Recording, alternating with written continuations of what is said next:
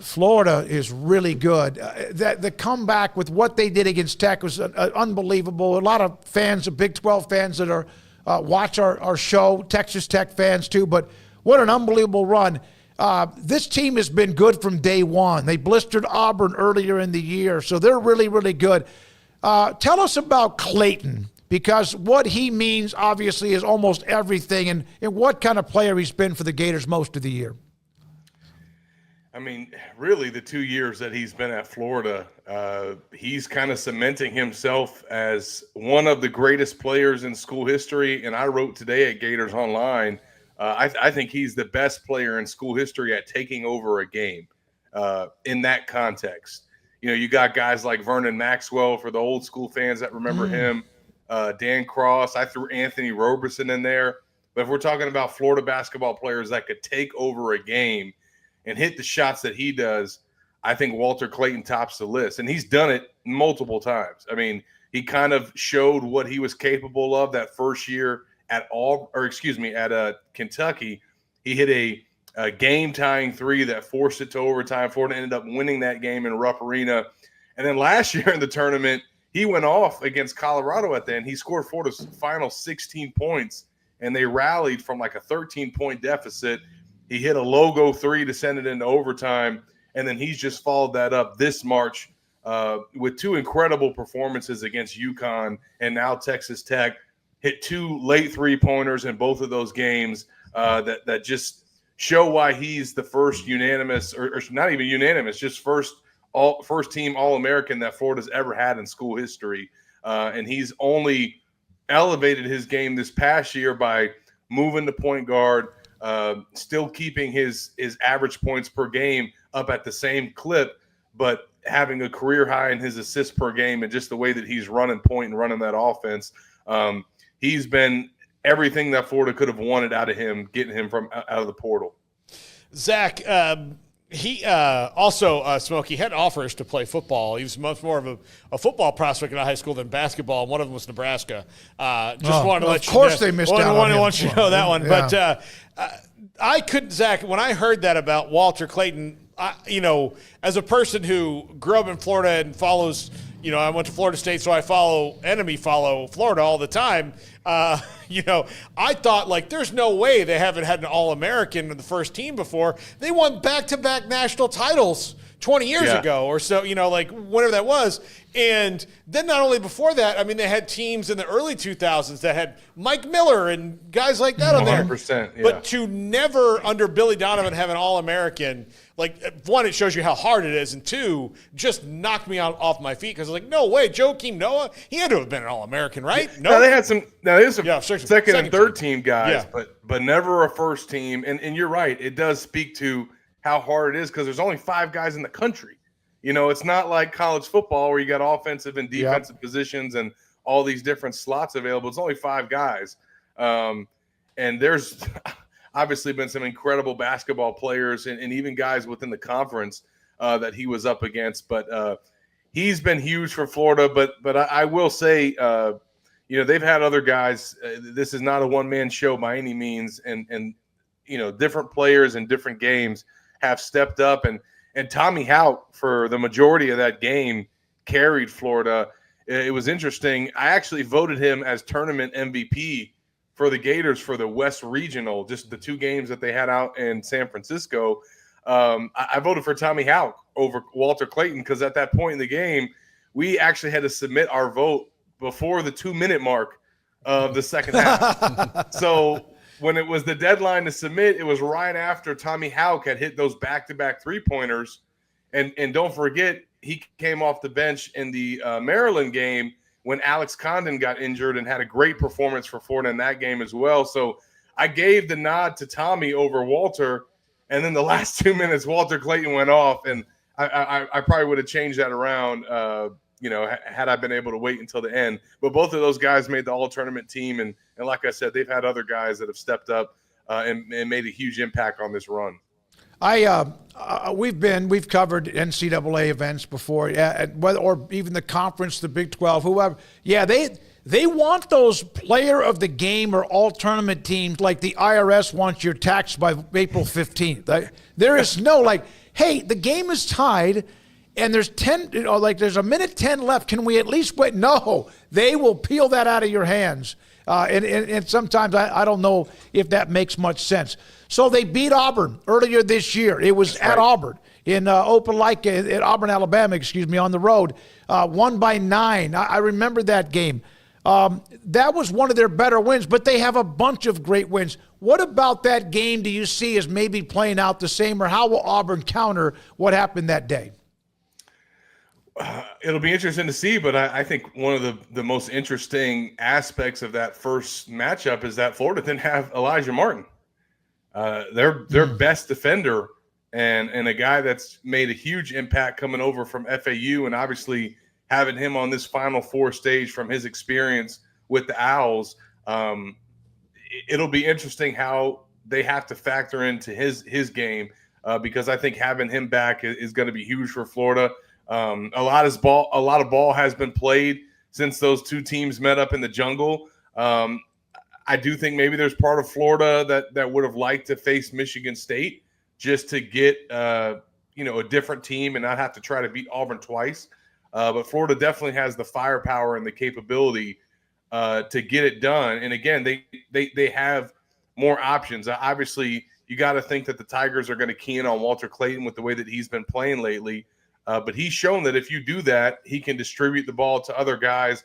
And Florida has different starters that can step up and hit big-time shots, and guys coming off the bench as well, like Houck. So it's going to be a matchup of two heavyweights.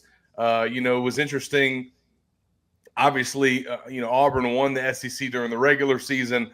Florida won the tournament title, and now they kind of get to settle it, out there in San Antonio for a trip to go to the national championship. Zach, this season was kind of weird in that you had the Todd Golden situation, which I think is going to hang over his head no matter what happens, with the Todd Online. But it didn't appear to affect them at all. And then they just went on a run. How were they able to block out the situation, the noise of that, and just go forward? Because there was a point in November where the best thing that ever happened to Billy Napier was that Todd Golden had gotten in trouble, and they had to kind of shift their focus from what was going on with football to what was going on with basketball. Ticket Club is a unique platform that aims to revolutionize the way consumers purchase event tickets. It primarily functions as a membership-based ticketing platform, offering a wide array of tickets to concerts, sporting events, theater shows, and other live entertainment events. The main distinction of Ticket Club from other ticketing platforms is its commitment to delivering tickets with no service fees. Features and benefits of Ticket Club. One of the most distinctive features of Ticket Club is the absence of service fees. Most ticketing platforms charge service fees, which can elevate the cost of the ticket significantly. However, with Ticket Club, the price you see is the price you pay. This translates to substantial savings, especially for frequent ticket buyers. Ticket Club also offers a diverse selection of event tickets. From Broadway shows and music concerts to NFL games and comedy shows, Ticket Club has it all. This diversity makes it an ideal ticketing platform for all entertainment lovers. Reliability and pricing. When it comes to reliability, Ticket Club does not disappoint. The platform guarantees the delivery of authentic tickets on time for the event. In the rare case that a problem arises, the company promises to refund 100% of the purchase price. Ticket Club operates on a membership basis. Non-members can still purchase tickets, but they are subject to small service fees. To enjoy the no service fees benefit, one can join as a member at a fee of $49.99 per year. However, certain groups, such as military personnel and first responders, can receive free memberships as a thank you for their service. Customer support. Customer support is a critical aspect of any business, and Ticket Club excels in this area. The platform provides comprehensive customer support to ensure all queries and issues are handled in a timely and professional manner. Customers can reach out via phone or email, and the Help Center on their website offers answers to frequently asked questions. Unique features and benefits. In addition to the no service fees feature, Ticket Club has a unique feature called the Ticket Club Premier program. This allows members to earn points on their purchases, which can be redeemed for discounts on future purchases. This feature adds to the overall value provided by the platform and encourages customer loyalty. In conclusion, the introduction to Ticket Club reveals a platform that is designed with the customer in mind. The no service fees policy, diverse event selection, reliability, competitive pricing, and excellent customer support make Ticket Club an appealing choice for purchasing event tickets. Whether you're a sports fanatic, a theater enthusiast, or a concert goer, Ticket Club is your reliable partner for event tickets. Yeah, I think it helped that they've got a veteran team, that they've got a bunch of seniors on there, and guys that can block out outside noise, can block out distractions. It is not talked about, I guess, or it's kind of old news at this point because nothing came of the allegations, and Todd got cleared, and maybe internally they felt that was going to happen, and that was their expectation. So it was easier for them to just kind of not let it distract them. However, I know, and I can only imagine some of the things that they heard on the road. They played at Florida State. They played in some SEC road environments where that there had to have been some things said, some signs made. So it probably was something that they dealt with at least for the early part of the year until he got cleared.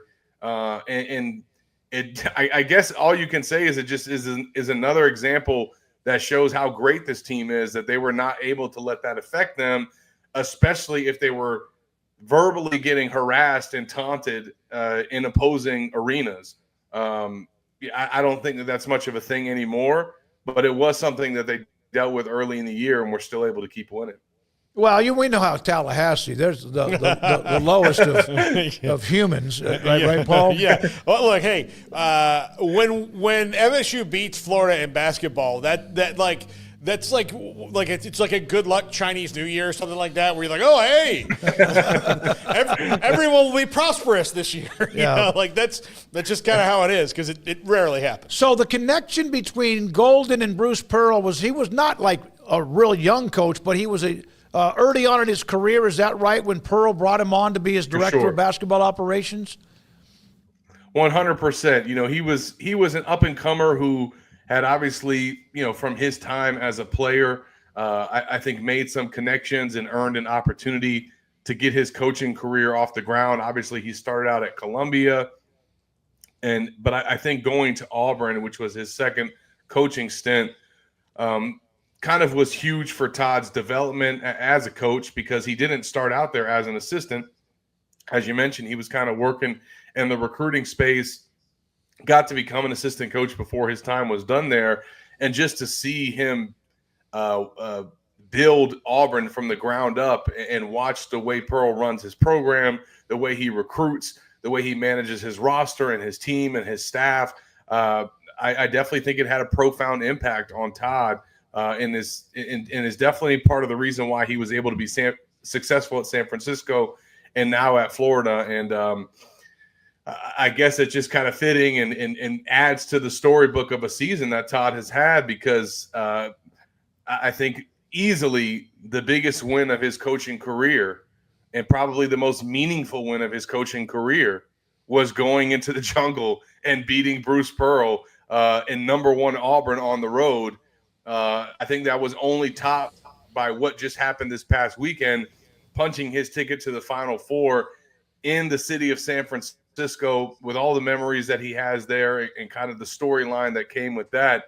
And now he gets to follow that up once again, meeting with his mentor in the Final Four. I have no shortage of things to write about this week, guys. Yeah, no question. Yeah, and I saw the story about Clayton and the way he closes out games and what separates him from perhaps all the great players who have been there before. So tell me the truth. And again, you have a site, Gators Online. Do you write an after-game story? Just yes or no on that one. This is not like in a court of law. All right, how many times did you have to rewrite or change up your opening paragraph against Texas Tech in that first game?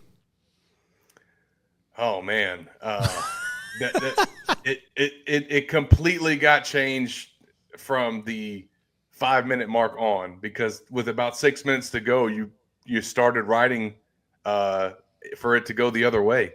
Mm-hmm. And when they went on that 9-0 run, I think everything got erased. And then once they tied the game, I felt like Florida was going to win. They just the momentum that they had, the way that arena erupted, because there was a lot of Florida fans in the building. It is tough though, because you do get to a point where you also just want to watch the game. Yes. Like and I did at some point have to just, close my computer a little bit and take in what was happening, because I still can't get over what I witnessed. I watched it the next day. Sometimes in the moment, you're almost numb to it because you're trying to write and also report on it. So to go back and watch the highlights and the way Florida pulled that out, it's going to go down as one of the best wins in school history, especially if they can finish this thing out. We have covered many a game, NCAA tournament, men's, women's, or game football, whatever. And a lot of times we'll cover the game and then we'll go to the post game, and then maybe the day after we do a show, whatever, people will bring something up that sometimes you don't even remember because you're trying to juggle watching the game, as you mentioned. In your case, writing for it. I'm thinking about, okay, we have a story to do. What are we going to do with the interviews? And it can just, like, sometimes you miss part of the game even though you're looking at it. 100%. 100%. Yeah. And I'm tweeting too. I'm running a message board thread. I'm running a live blog. I'm literally doing 4 or 5 things at once. But that comes with the job. All right, so Florida has a history. Paul brought that up of success in the Final Four, San Antonio, and obviously Auburn in the rematch from earlier this year. The SEC had all those teams. Oh, I'm going to ask you this. I know it was a good conference. I mean, it was really, really good. But in your opinion, they have 2. They're going to get a team in the championship game. Were they 14 teams NCAA tournament good? Maybe not that deep, but I think the amount of teams that made the Elite 8 and just the way that they went through the regular season, obviously, was deserving. I definitely think that you could have made an argument for 1 or 2 teams to not make it. But I understand probably out of conference, especially those folks up there in West Virginia were probably upset about that. But I mean, it's definitely the best basketball conference that I've ever followed or covered. And I haven't done basketball for a long time, and not as much as football. But it's incredible. I think a great stat that Florida had coming out of that win over Texas Tech kind of shows how elite the SEC was this season. Florida's gone 6-2 this year in top 10 matchups. 6-2 with the win over Texas Tech. Prior to this season, Florida was 6-16 all time in top 10 matchups. So they only had 22 top 10 games in all of their program history prior to this year, and then they had 8 this season and won 6 of those. So it just kind of speaks to how great this league was, and for a chance to be the team that comes out of the NCAA tournament as the one to make it to the title game would be just another feather in Florida's cap. All right, Paul, you want anything else? I just have one. I have one football question. Here we go. One football question. He has Florida State. Just 2 years ago they got screwed in the playoff, and then last year was just disgusting. Yeah. He cannot, Zach. I know him well. He's a very proud Seminoles fan, and he should be, but it is killing him that DJ Lagway. Yeah. I mean, here's the thing. When, Billy Napier's trying to make Graham Mertz work, I'm just like, all right, you know what it is. He's not a net positive or a net negative. He was just there. I mean, he wasn't hurting them, but he wasn't helping them. It was a weird thing. He was a void, is what he was. And then, hey, let's just let this dude who's the best athlete at quarterback they've had since number 15 rolls in. How much has that changed the outlook for Billy Napier and this team? Because transfer portal, you've got guys lining up to come take visits and try and play there. Recruiting wise, which he was already doing okay with, but now he finally has that that extra thing to go, oh no, you want to play with this guy. Yeah, it's totally changed the trajectory of the program. I think the buy-in from the fans, from the recruits, from the players. I think that they're not only excited about DJ, but what he's able to do and what he was able to do with the team and running the offense. That's there's been a lot of talk about that, obviously, since Billy arrived in Gainesville, about his system and him play calling. But at the end of the day, he was able to produce and have a kind of a breakout freshman season playing in that system and operating that offense. And I think that for the players to see what he can bring out of that offense is exciting. I think it's exciting for the defense because they see the big playability as well. And it is. I mean, the way that he was able to come back from that hamstring injury, lead Florida on a 4-game winning streak, it just totally changed the vibe in the program, the expectations for the future. And I also think the ceiling of what they can kind of reach in the next 2 years with him as QB1. Yeah, it is just like, isn't it amazing how the team and the program, the fan base, et cetera, feel about them, because he's kind of like their savior right now. Because it's the most important position in all of sports for a reason. It can totally change and galvanize the way everybody feels about the team, or can send you in the gutter about how you feel about them if it's not getting done. And Florida's been there too at quarterback. So he was without a doubt the biggest recruit that they landed since Tim Tebow in terms of where he was ranked, the position that he played, how important it was for Florida to take the next step as a program. And that'll continue to be the case moving forward. Zach, here's how I actually do feel about it, even though I don't think everybody completely believes me on this, but it is true. I miss the 90s where all three of us were good. Florida State, and Miami. I would rather just trade losses out with those two than like what's going on now. I don't know if everybody feels like that, but if you lived through that era, it's way better than what it is right now. I don't think anybody are surprised to hear you say you prefer that as opposed to what just happened at Tallahassee last year. That's true. Yeah, that is true. Yeah. But just over the course of the last decade or so, where it's like only one of them can be good at once, really. One can be great, one can be good, one can be bad, and they never as opposed to all three of them were just amazing at the same time. To me, that's more fun as a fan to know that those games mean something, as opposed to, oh man, if we lose to this bad team, now I'm really going to hate it because I hate them more, and they sucked this year.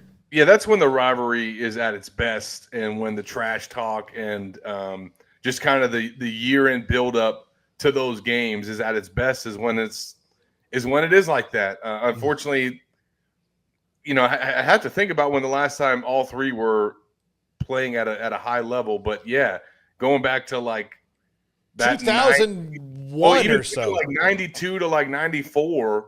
Yeah.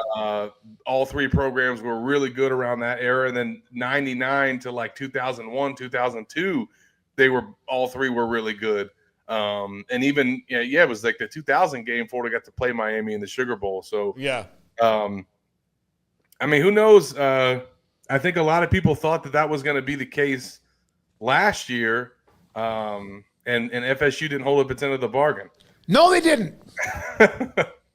We love having Paul. We have there's not a show. We've been doing this show on this new channel for 5 years. Has there been a day, because of all their drama or them being really good or getting screwed, that we have not mentioned them? Seriously? No.